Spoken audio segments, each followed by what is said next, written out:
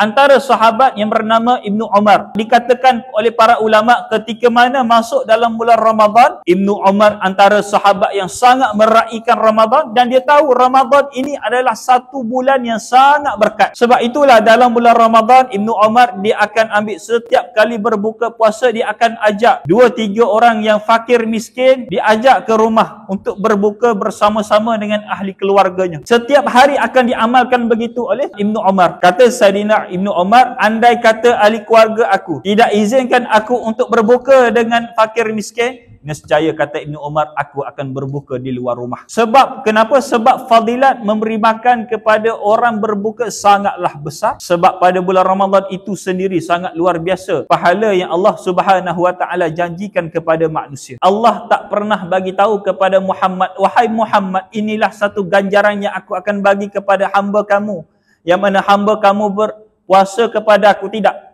Allah tak janjikan bulan dan bintang kepada kita, tapi Allah janjikan kepada umat baginda Nabi sallallahu alaihi wasallam, barang siapa yang berpuasa kepada aku, nescaya aku akan bagi satu pahala yang diorang tak pernah gambarkan. Sebab itulah puasa dikatakan para ulama, puasa ini adalah rahsia kita dengan Allah. Solat orang tahu kita solat, buat haji orang tahu kita buat haji, bersedekah orang boleh nampak kita bersedekah ataupun tidak. Tapi puasa hanya kita dengan Allah Subhanahu wa taala saja. Orang lain tak tahu dia ni puasa ataupun tidak. Sebab itulah ketika mana berada dalam padang mahsyar Allah Subhanahu wa taala, ketika mana kita berada di padang mahsyar Allah Subhanahu wa taala, ketika itulah Allah, bila mana Allah tempatkan semua manusia di padang mahsyar, Allah akan panggil manusia nombor satu yang akan dipanggil oleh Allah adalah Nabi Nuh alaihi salam.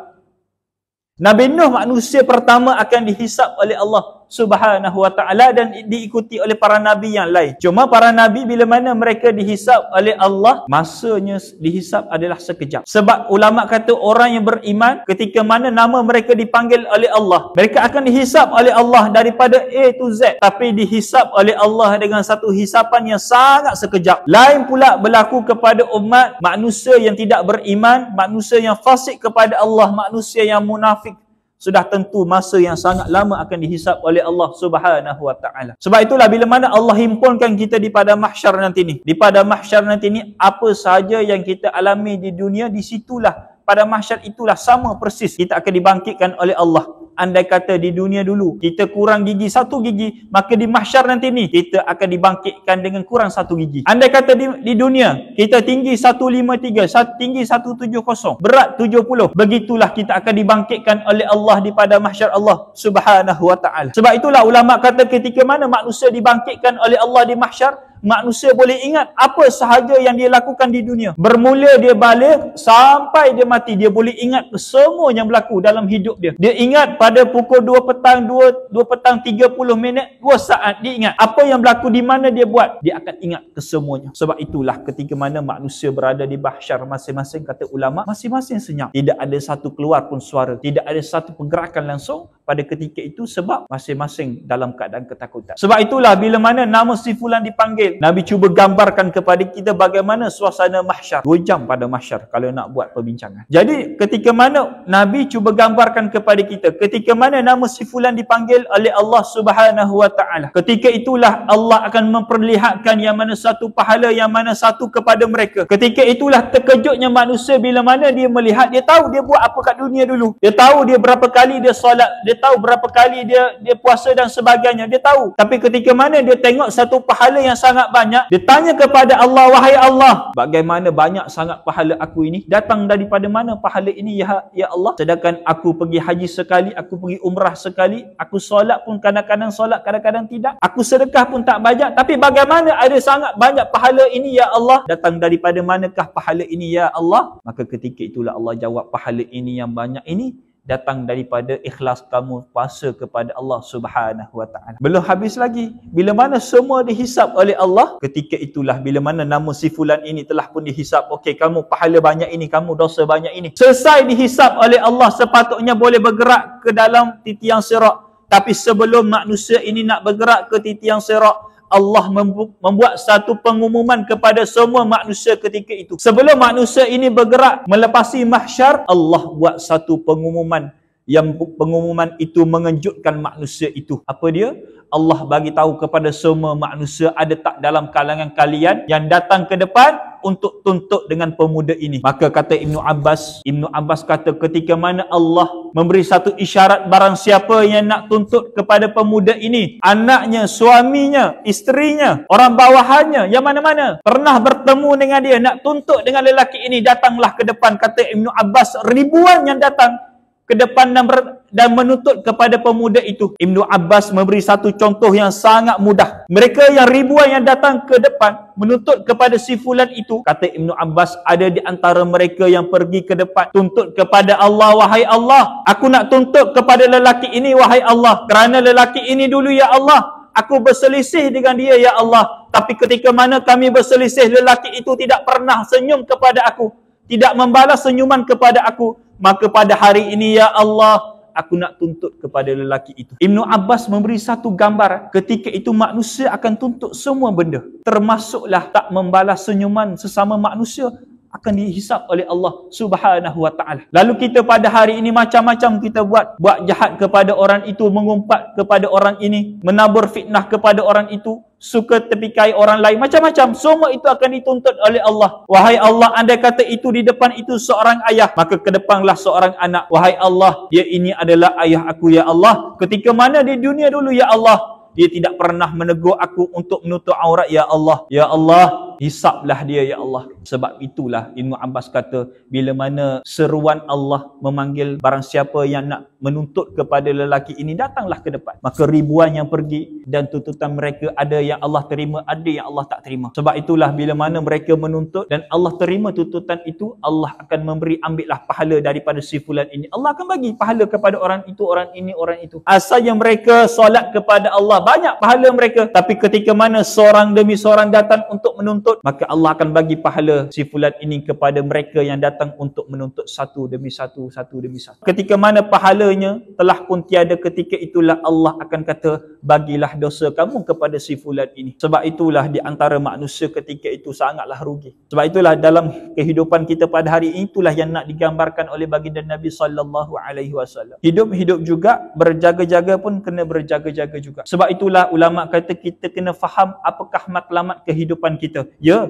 matlamat kehidupan kita untuk menjadi manusia yang berjaya. Ada isteri, ada anak-anak, ada cucu, ada rumah, ada kereta. Tapi apakah matlamat yang sebenarnya Allah nak kepada kita? Sebab itulah ada satu cerita yang Nabi ceritakan kepada para sahabat, ketika mana Allah Subhanahu wa taala tunjukkan kepada Nabi suasana syurga Allah Subhanahu wa taala. Ketika mana Nabi melihat suasana syurga, Nabi melihat air sungai syurga, pokok-pokok syurga, binatang syurga. Ketika itu Allah gambarkan, Allah tunjukkan kepada Nabi. Nabi bagi tahu, aku nampak ada seorang lelaki, yang mana lelaki itu sedang bersenang-senang di dalam syurga Allah Subhanahu wa taala. Lelaki itu sedang bersandar di pokok syurga, sedang makan buah-buahan syurga, sedang bergembira dalam syurga, dan sedang menikmati nikmat-nikmat dalam syurga Allah Subhanahu wa taala. Sahabat tanya kepada Nabi, ya Rasulullah, apakah amalan lelaki itu ya Rasulullah? Maka Nabi jawab, lelaki itu kebaikan dia, Nabi kira, Nabi hitung, kata para ulama, Nabi kira kebaikan lelaki itu hanya satu sahaja kebaikan dia. Apa dia ya Rasulullah? Kata Nabi, kebaikan lelaki itu ketika mana dia hidup dulu, ada satu pokok, ada satu pohon yang jatuh mengganggu laluan orang Islam ketika itu, maka lelaki itu ambil pokok itu dan alih. Kata Nabi, lelaki itu ketika mana dia nak alih pokok itu, dia berkata-kata dalam hatinya, aku nak alih pokok ini, boleh jadi aku masuk syurga Allah Subhanahu wa taala. Dan ketika mana lelaki itu mengalihkan pohon pokok itu, Allah terima amalan lelaki itu, Allah terima doa lelaki itu, dan Allah menerima kebaikan lelaki itu. Bayangkan kehidupan dia, kebaikan dia satu saja.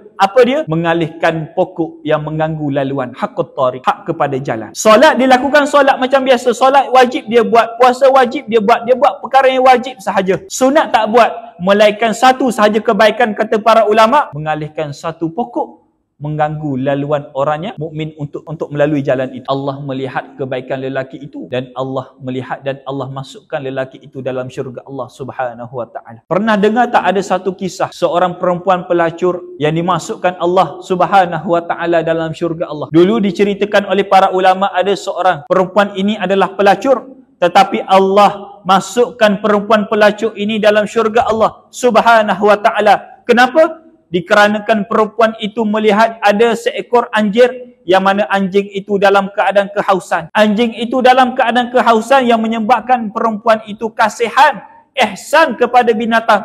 Dia ambil air, dia masukkan air di dalam kasutnya dan memberi anjing itu minum. Allah melihat kebaikan perempuan itu. Allah memberi hidayah kepada perempuan itu masuk Islam, bertaubat kepada Allah, dan disebabkan dia memberi anjing itu minuman, Allah menerima kebaikan perempuan itu dan Allah tempatkan perempuan itu dalam syurga Allah Subhanahu wa taala. Apa sebenarnya Allah nak kepada kita? Sebab itulah ada satu kisah juga. Ada seorang perempuan yang mana perempuan ini ada membela kucing. Tapi perempuan ini kata ulama tidak kasihan kepada kucing yang dibela. Selalu letakkan kurung kucing di dalam sangkar yang menyebabkan kucing kelaparan tidak diendah, kucing kehausan tidak diendah, tidak dimandikan kucing, tidak dijaga kucing itu dengan baik, malah dia menyeksa kucing itu. Kata ulama, perempuan itu dimasukkan Allah dalam neraka Allah Subhanahu wa taala. Apa sebenarnya Allah nak kepada kita? Ada satu je key point yang Allah nak kepada kita. Kata ulama, Allah nak kita membuat kebaikan. Itu sahaja. Allah nak kita buat kepada kebaikan, tak kisahlah kebaikan itu sesama manusia ataupun kebaikan kepada binatang. Allah nak kita berbuat kebaikan. Dan Allah nak kita buat kebaikan berserta dengan ikhlas. Ada seorang sahabat Nabi SAW. Dia hidup di zaman Nabi ketika mana semua orang makruf dia adalah orang yang baik. Ketika mana ada orang nak solat, dia bersegera solat. Ketika mana ada seruan jihad, dia bersegera akan jihad. Ketika mana ada satu kebaikan, Nabi mengumumkan sesiapa nak buat ini, dia akan ke depan. Setiap kali kebaikan dia akan ada, yang menyebabkan seluruh di kota Madinah bercakap berkaitan lelaki itu seorang yang baik, lelaki yang soleh. Ketika mana lelaki itu meninggal, kata Nabi SAW, Nabi kata lelaki itu masuk neraka. Makakah sahabat tanya kepada Nabi, ya Rasulullah, ketika mana lelaki itu hidup, kami menyaksikan kebaikan lelaki itu, ya Rasulullah. Kami melihat lelaki itu berjihad, kami melihat lelaki itu bersedekah, kami melihat lelaki itu solat bersama-sama dengan kami, ya Rasulullah. Lalu bagaimana lelaki itu boleh masuk dalam neraka, ya Rasulullah? Nabi jawab, dikarenakan lelaki itu melakukan kebaikan tetapi lelaki itu tidak pernah ikhlas dengan kebaikan yang dia buat. Dia buat semua kebaikan dia buat semata-mata nak tunjukkan kepada manusia itu sahaja. Disebabkan dia tahu manusia sedang bercakap pasal dia. Disebabkan dia tahu ramai yang memuji dia. Yang menyebabkan dia ketagih pujian manusia. Dia nak lagi kebaikan supaya dipuji. Disebabkan itulah kata Nabi, dia dimasukkan dalam api neraka Allah Subhanahu wa ta'ala. Sebab itulah bila mana kita nak masuk dalam bulan Ramadan, di antara bulan yang dirahsiakan kebaikan, di antara bulan yang dirahsiakan pahalanya oleh Allah Subhanahu wa taala. Sebab itulah kata Anas ibn Malik radhiyallahu taala anhu, ketika mana aku bersama dengan Nabi sallallahu alaihi wasallam, aku melihat Nabi banyak sangat bersedekah kepada orang-orang miskin. Nabi sangat rajin bersedekah, sangat dermawan, kata Anas ibn Malik. Tapi kata Anas ibn Malik, ketika mana Nabi sallallahu alaihi wasallam masuk dalam bulan Ramadan, Nabi akan menjadi terlebih dermawan. Kalaulah di bulan Ramadan kita bersedekah RM5 setiap kali Jumaat, masuk dalam bulan Ramadan kita top up menjadi RM20, kerana nak ikut sunnah baginda Nabi sallallahu alaihi wasallam. Sama juga yang dilakukan oleh Ibnu Umar, dia mengamalkan sunnah baginda Nabi sallallahu alaihi wasallam. Sebab itulah Nabi kata, mereka yang bagi makanan kepada orang yang puasa, pahalanya akan sama seperti mereka yang berpuasa kepada Allah Subhanahu wa taala. Sebab itulah dulu lagi telah pun diamalkan oleh para zaman para sahabat, memberi orang yang puasa makan. Bukan zaman kita baru nak bagi, tidak. Di zaman para sahabat telah pun mengamalkan budaya-budaya demikian. Dan dalam bulan Ramadan juga dikatakan Nabi sallallahu alaihi wasallam di bulan Ramadan turunnya Quran. Ini semua kita makruf. Di bulan Ramadan turunnya Quran, yang mana Jibril alaihi salam mengambil Quran di Lauh Mahfuz. Allah menurunkan Quran kepada Jibril, bukan satu demi satu, tidak. Allah menurunkan Quran satu biji Quran kepada Jibril alaihi salam. Maka Jibril mengambil Quran itu turun ke langit dunia. Quran itu telah siap. Bila mana diturunkan ke langit dunia, bila mana waktu yang tepat, masa yang sesuai, Allah memerintahkan, wahai Jibril, turunlah ayat ini, turunlah ayat ini. Bila? Dalam bulan Ramadan.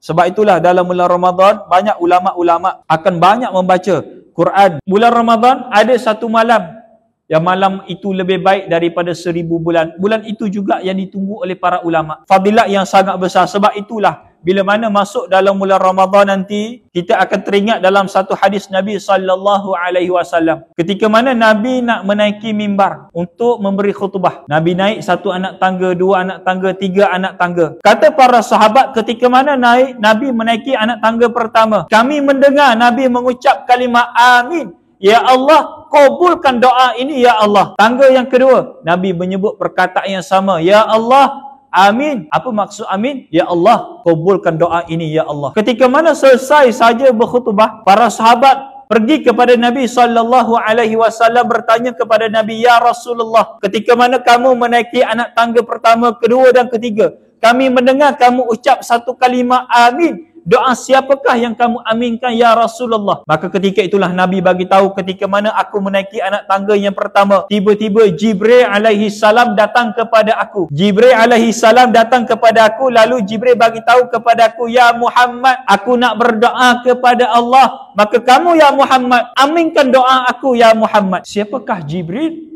Jibril adalah malaikat nombor 1. Ketua bagi sekalian malaikat adalah Jibril alaihi salam. Nabi SAW adalah kedudukan yang paling tinggi dengan Allah Subhanahu wa taala. Ya Muhammad, mana-mana umat kamu ya Muhammad ketika mana masuk dalam bulan Ramadan, umat kamu masuk dalam bulan Ramadan, hidup dalam bulan Ramadan dan dia keluar dalam bulan Ramadan, tetapi dosanya tidak diampunkan oleh Allah Subhanahu wa taala. Ya Muhammad, aku doa kepada umat kamu yang ini, celakalah mereka. Ya Muhammad, aminkan doa aku ya Muhammad. Tanpa menunggu 1 ke 2 minit untuk berfikir, tidak. Nabi terus mengaminkan doa, ya Allah, kabulkan doa itu ya Allah. Kerana dalam bulan Ramadan, kata Nabi, Allah sangatlah pemurah untuk memaafkan umat-umat dia, untuk mengampunkan hamba-hambanya. Apa makna dia? Ketika mana dalam bulan Ramadan, dia tidak pernah berubah. Mulutnya asyik mengumpat, mulutnya asyik mengata buruk kepada orang. Dalam bulan Ramadan lagilah banyak masanya untuk mengumpat, lagilah banyak masanya untuk menabur fitnah dan sebagainya. Maka ketika mana dosa yang tidak pernah diampunkan oleh Allah, ketika itulah celakalah buat mereka. Dan yang terakhir sekali, insya-Allah pada malam ini kita telah pun sampai dalam fasal yang disebut oleh Nabi Mautul Faja'ah. Ada 5 beranak di Kuala Kerai, naiki 1 kereta, 1 je hidup,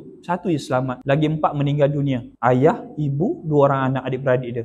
Yang hidup anak yang paling bongsu ataupun pertengahan selamat. Innalillahi wa inna ilaihi raji'un. Itulah yang disebut oleh Nabi SAW Mautul Faja'ah. Saya pun di hospital. Setiap hari kita akan nampak Mautul Faja'ah. Mautul Faja'ah apa? Mati secara mengejut.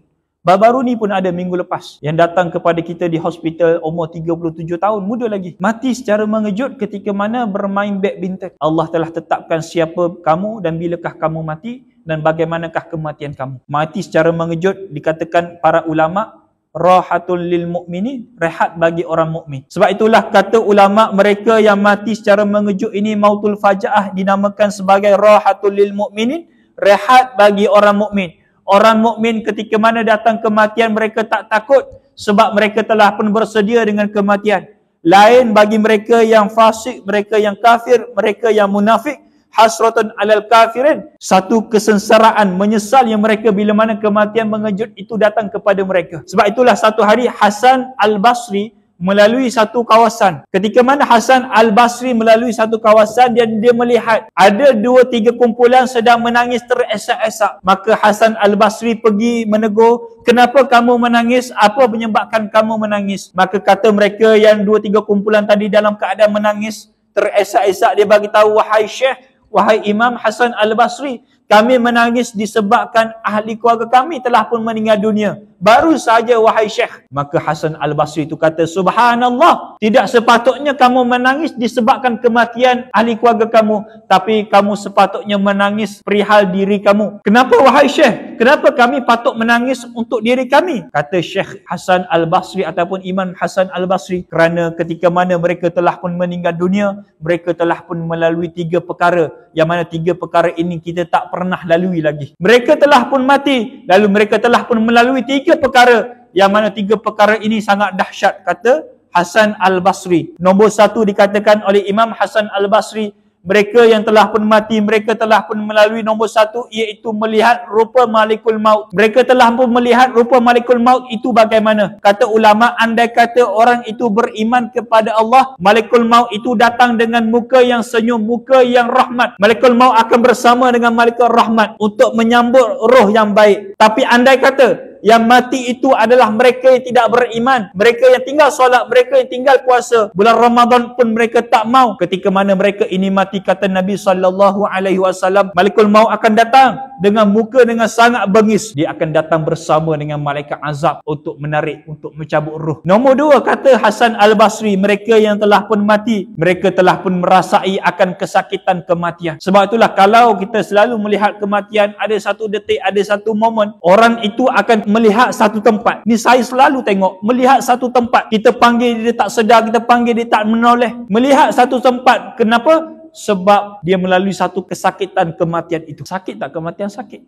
Tak kisahlah kamu ini sakit kematian, dibakar ke, sakit kematian mengejut ataupun tak mengejut, semua akan melalui kesakitan kematian. Dan yang ketiga, yang terakhir sekali pada malam ini, kata Hasan Al-Basri, mereka yang telah pun meninggal, mereka telah pun tahu kedudukan mereka, adakah mereka ni ahli syurga ataupun mereka ahli neraka. Ketika mana dalam fasal kematian itu, Allah telah pun menunjukkan kepada mereka satu alam lagi, iaitu alam barzakh. Ketika itulah Allah memperlihatkan kepada manusia yang dalam keadaan kematian, bagaimana suasana satu alam lain lagi. Sebab itulah mereka melihat satu tempat, disebabkan melihat Malikul Maut, disebabkan mereka merasai kesakitan kematian, dan satu lagi mereka telah pun diperlihatkan oleh Allah bagaimana satu alam, yang mana alam itu akan ngeri bagi mereka yang banyak dosa kepada Allah Subhanahu wa taala. Sebab itulah alam barzakh ini adalah satu alam kehidupan. Cerita pasal alam barzakh 2 jam. Kerana di alam barzakh ada satu tempat roh orang yang baik akan dikumpulkan oleh Allah, ada satu tempat roh yang jahat akan dikumpul oleh Allah. Mereka akan hidup di alam barzakh, mereka akan bercakap di alam barzakh. Itu panjang. Jadi kesimpulan kuliah kita pada hari ini adalah bagaimana persiapan kita untuk menghadapi Ramadan. Janganlah dalam luar bulan Ramadan kita masih lagi sama, masuk dalam bulan Ramadan kita masih lagi sama. Tidak ada apa-apa perubahan, haba'an manthura. Sia-sia saja. Ditakuti kita termasuk dalam doa Nabi SAW, doa Jibril alaihi salam, yang mana Nabi aminkan doa itu, iaitu celakalah bagi mereka yang masuk dalam bulan Ramadan, keluar dalam bulan Ramadan, dosa mereka tidak diampunkan oleh Allah Subhanahu wa taala. Berhati-hati, bagi tahu kepada isteri, bagi tahu kepada anak-anak, bagi tahu kepada cucu-cucu. Bulan Ramadan satu bulan yang mana Allah sangat jadi pemurah, Allah sangat mengasihi hamba-Nya. Allah Maha Pengampun di dalam bulan Ramadan. Jangan kita lepaskan bulan itu, dan kita sepatutnya meraihkan, dan sepatutnya sama-sama kita menghidupkan dalam bulan Ramadan dengan sangat baik seperti mana diajarkan oleh Nabi SAW. Ala kulli hal, segala yang baik itu datang daripada Allah, segala kekurangan itu daripada diri saya sendiri. Auzubillahi minasyaitonirrajim.